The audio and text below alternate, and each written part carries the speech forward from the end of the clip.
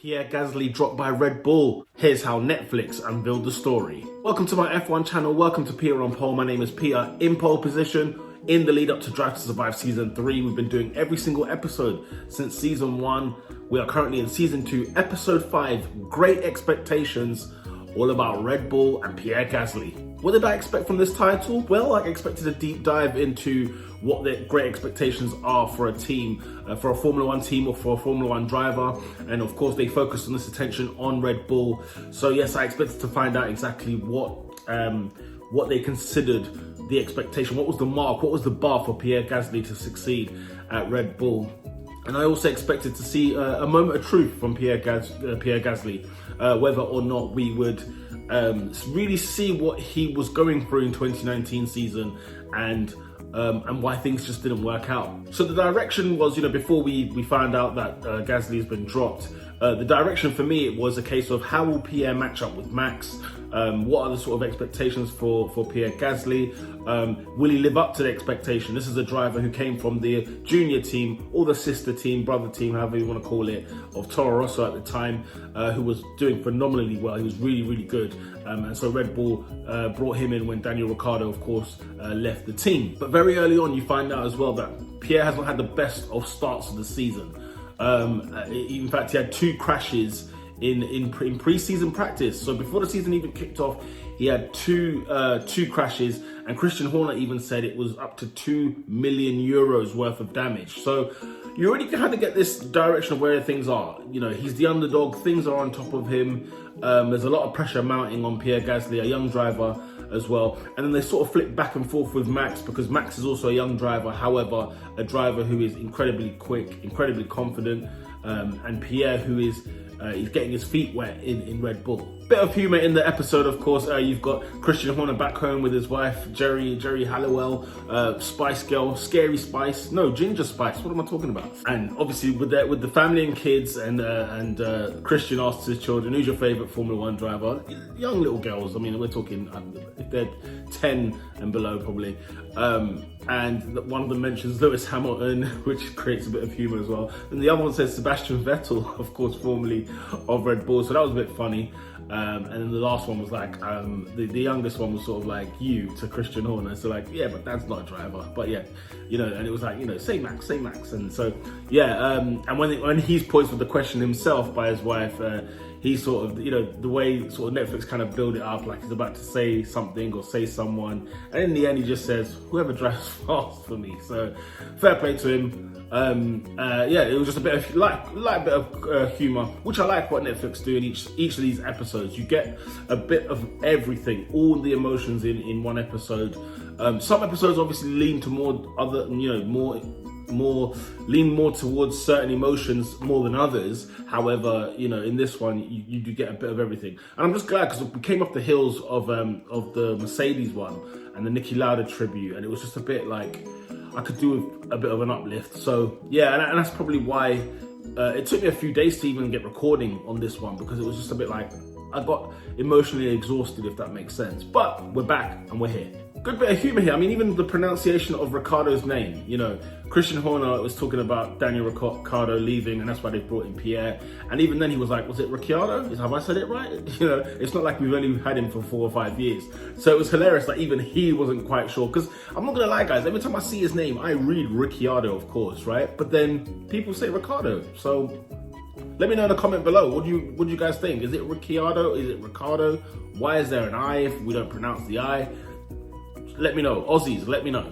Christian Horner says that the drivers have the same amount of equipment. Now, I don't know whether to believe it or not. I don't know whether or not he's pulling my leg, but maybe they do. And it's just one of those things where you look at 2 drivers, you think, why is this one so predominantly dominant to the other? You look at Valtteri Bottas and Lewis Hamilton. Everyone knows Lewis Hamilton is the king. And then you look at Max against anybody, and Max always seems to do so well.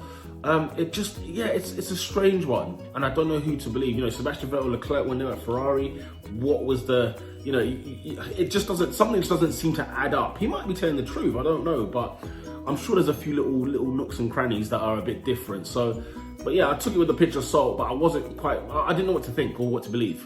I actually did like the disappointment in Red Bull for finishing second in Monaco. And it's strange because they were really, really close up behind Lewis Hamilton. And, you know, if you lose to Lewis Hamilton, you know, fair dues, you know, if you lose to that Mercedes, fair dues. But it was the way that the whole team was sort of like, they were down by it. And it kind of just brought me back to the kind of ambition Red Bull always used to have. Like, not that it's gone, but it was just good to refresh my memory that, yeah, there is somebody who's trying to beat Mercedes. You know, it's not just Mercedes and then everybody else, you know, let's fill up the pack. But it was just one of those, it was quite interesting. It was just an interesting take, because I don't know why, maybe I just fell off the Red Bull wagon a little bit, where I felt like they were not really trying it. I mean, Pierre Gasly's not a bad driver. When they went with Alex Albon, it was a bit like, yeah, you know, it's just like Red Bull ain't being really serious. And then in my Red Bull New Year's resolutions video in 2021, I spoke about them being serious. They've got to be serious this year. So fair dues to them, and we'll see. Going back to the homeland, you know I like the homeland shots. Netflix, make sure you keep pouring those in the seasons to come, where we go back in France with Pierre Gasly. And if you didn't feel sorry enough for Pierre Gasly throughout the episode, because you do start to feel sorry for him, you see certain things about him, and I'll talk about that in what I noticed. But with Pierre Gasly, you know, just it's almost like they make you feel, you know, when you get like the background of somebody, you start to see their life, their family, and so on and so forth, and then you start to think, you know, you start to fall for them a bit more, you start to feel for them a bit more. And it was one of those where it's like, you lot are just trying to set me up just to drop him at the end of the episode, and it would just break my heart. So it was one of those where they kind of lifted you up to just sort of, you know, let you down, if that makes sense. And what I do, you know, because I had that in the back of my mind, but I did like the fact that we do go back to the homeland. You get to see a bit of the character of the family, the mother, the father, and you kind of sort of see like kind of how he is as a kid, and he's growing up and everything else. So I love seeing that. Great emotion when Max Verstappen wins the Austrian Grand Prix, of course, the home Grand Prix of Red Bull, to the extent, I think, because it was their first win of the season. And then also, you know, you even see the guys from Honda, they were crying, you know, it was one of those, it was their first win as well. And so it was just great emotion. It was in the homeland, and Christian Horner was really, really proud. He was on the team radio talking to Max, well done, you are the man, you know, all this sort of stuff, giving him encouraging words. And it was one of those where I just, watching it back, I was just like so filled with joy. Max drove a great race. I remember when he overtakes Charles Leclerc right at the end, sort of a little bit of a bump on the end as he goes around the apex, but honestly, it was really, really, really good. It's a great race, in fact. But yeah, I just loved seeing, you know, the hope, even the crowd, especially the times we've been living in right now, where there's been no crowd at sports. Like, to see the crowd as pumped as they were, and to see their home guy win it, the sea of orange, and then you have the Austrian flag as well on one stand as well. It was just fantastic. It was brilliant and great to see. What I didn't like about this episode, though, is when we go to Monaco, because we start the first race in the Monaco sort of weekend. And when it comes to the race day, you know, you're watching Max Verstappen, you're watching Pierre Gasly trying to win some points and win places.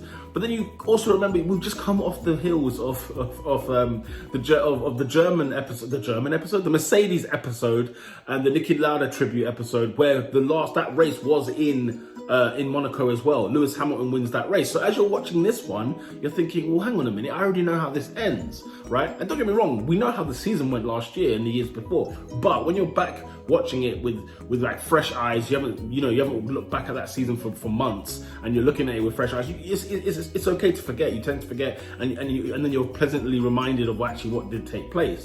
However, when I've just seen the episode of what happened in Monaco already, then you give me Monaco the next episode, it's a bit like, well, I know Max doesn't win this race. So that was a bit annoying. But then again, we moved to Canada afterwards as well, and we've also got Austrian Grand Prix as well. So, you know, it's not just all based on Monaco, which is fine. And I guess Netflix couldn't do anything else but really just film what they could film, take the footage. This was great footage. Let's, you know, produce it and edit it and whatever else. So fair play to them. I'm not knocking them for doing that, but it was that thing of, well, I already know what's going to happen, if that makes sense. The thing I found sad as well is just Pierre Gasly on the team radio. The team radio was not encouraging Pierre Gasly. In this entire episode, I don't remember any time Pierre Gasly was getting a vote of confidence or anything like that. The team radios were very much like, come on, mate, push. You got to get past this one. You got to get past that one. And you can hear the heavy breathing as well, and even just the heavy breathing, like, oh my god, he's gonna cry, isn't he? Or it just feels, you just felt so you felt so emotional for him, and I started getting really emotional for him because I just remembered, like, man, this is what he should be in the Red Bull today. He should be the man leading with going toe to toe with Max Verstappen in that Red Bull, and as much as Red Bull wanted to see that, they just felt like it was too premature. Here's what I noticed: the photo shoot with Pierre Gasly, I think, was a bit long, if you get what I'm saying, because obviously they know what they're going to do next, and we're probably going to get that in the next episode of what happens in that photo shoot realm, why that photo shoot thing is very memorable. But I noticed at the beginning of the episode, we've been here for a little while, whether it was just because we're trying to get some footage, and they probably got loads of photo shoots for loads of drivers, but for this scenario and for this episode and for the purposes of the next 2 episodes, they've felt like we need to use this footage. But I just noticed there was a lot of it being used, and I was a bit surprised, like, why have we got this going on for so long? I'm thinking Monaco must be the best place to record. I was watching the clips of, like, when they're in Monaco, the B-roll, if you will, and it was just like, I just thought to myself, it must be the best place to do some recording, I'm sure, because of, like, the glitz, the glamour, and everything else. Like, it's just a wonderful scenery, and I'm sure if they could do the whole series just on Monaco, then they probably would. But I did notice that straight away. I thought, this would be perfect to film. I'd like to ask the Netflix gang, where's the best circuit they like to record? And what about you guys? Where is the best circuit on their Formula 1 grid? Let me know in the comments below. Have you been to Monaco? Have you been to any track? Let me know where you've been. I've never been to an F1 circuit. I know it sounds bizarre at the time of recording, 2021. I've never been to a Formula 1 circuit. But let me know if you have and where you've actually been to. I'd love to see, and which ones do you recommend? I noticed a lot of the pep talking between Horner and Pierre Gasly, and you didn't get that necessarily of Max. Not to say that it didn't exist, but we just didn't get that footage.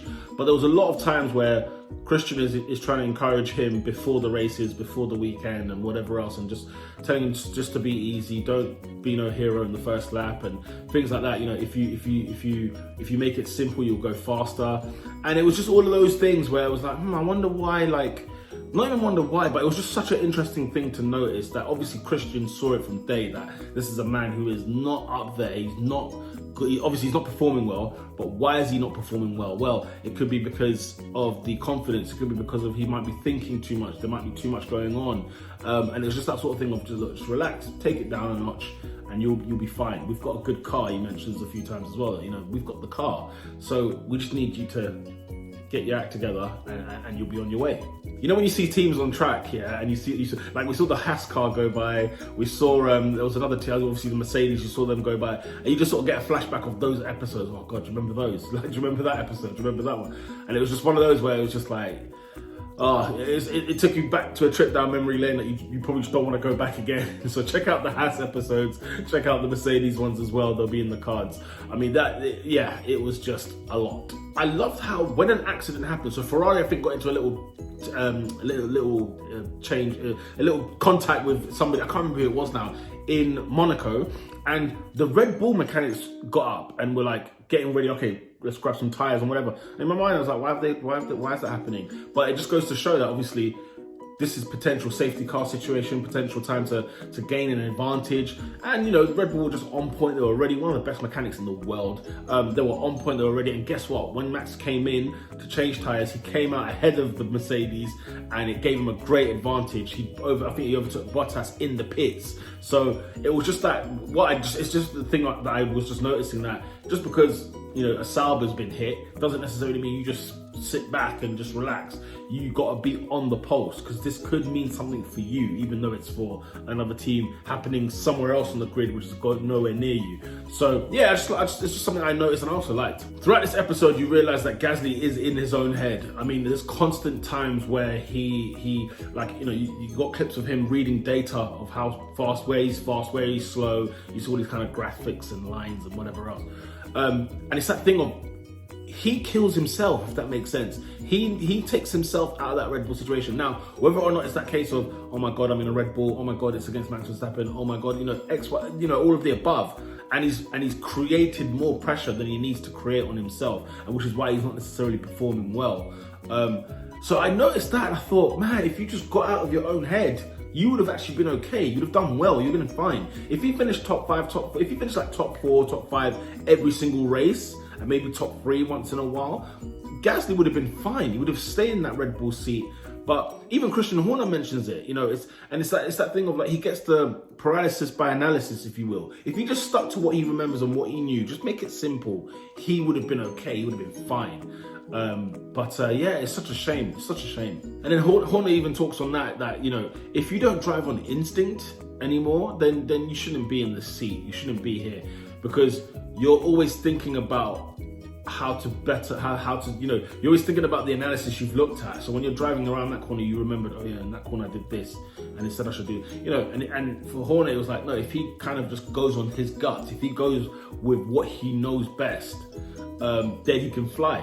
But yeah, it's such a shame. And it's what I just noticed, it was like Gasly himself kind of ruined that seat. And, you know, it's obvious to say, yes, he wasn't fast enough and blah, blah, blah. But why he wasn't fast enough, why he wasn't performing well, was actually just down to him. You could say there was unluck here and there, but then again, you know, he was getting stuck behind Alfa Romeos. He was getting stuck behind Racing Points in the Red Bull, you know? He's in the Red Bull and he's getting stuck behind cars that you just think, do this for dust. And in one race, I think it's in Austria, he gets lapped by Max Verstappen. I mean, that just tells you everything, you know? And yeah, it was one of those where I just felt like, man, if only Gasly. But then again, he was young, you know, so this Gasly that we've got now, very mature. Nah, not very mature, but he has grown since. But he's still young. He's still a driver that's still learning. And so we'll see. We will see how it turns out for him. Hopefully he becomes, maybe not a Red Bull driver again, but becomes one of the men challenging up the front of the grid. There's a shot of Gasly at the end where he sort of says things like, you know, things are going to work out, you'll see. But he says it with such it's a Gasly we don't know. He's very serious. He's very, there's no smile. It's a stern face, it's a stern look. And, you know, you sort of look at him and he goes, yeah, things will work out, you'll see. And it's almost like, you know, it's like he knew what was coming. And it's like, in the long run, you're going to find out what's happening. Or it was a case of he thought he was going to change his fortunes at Red Bull. But that side of Pierre, I was like, oh snap, I don't know this one, but this is intriguing. I wonder what he is, what he's thinking, you know, what's going through his mind at the time. But yeah, that I noticed. That shot was very, very serious. It was very, very telling. Overall, out of 10, do you know what? I'd give this a nice good 8 because it was a good story. It was well written. It was written as if to say they made it up themselves, but with what the footage they've got, putting these stories together must be very, very difficult for them to do because you've sort of got a narrative, you've got something going on, but then the way sport is, and when it's real sport and it's live, the narrative has to paint itself. You can't make it up yourself. You know, it does it for you. But still, to make it intriguing and make it powerful, it's still very, very, I commend Netflix for doing that because it's still very, very difficult, and the powers that be that record and produce and direct all of these things together. So out of 10, I'm gonna give it a good 8. I'm even leaning to an 8.5 because for me it's been that good. And it was just a good break from the other more daunting, emotional sort of things that we've had in the past. So it was just good to see this kind of version and a bit more uplifting, if you will. So yeah, that's my thoughts on the episode. Great expectations. Netflix Drive to Survive. You know, season 2, episode 5. Episode 6 is next. And with that said, people, lights out.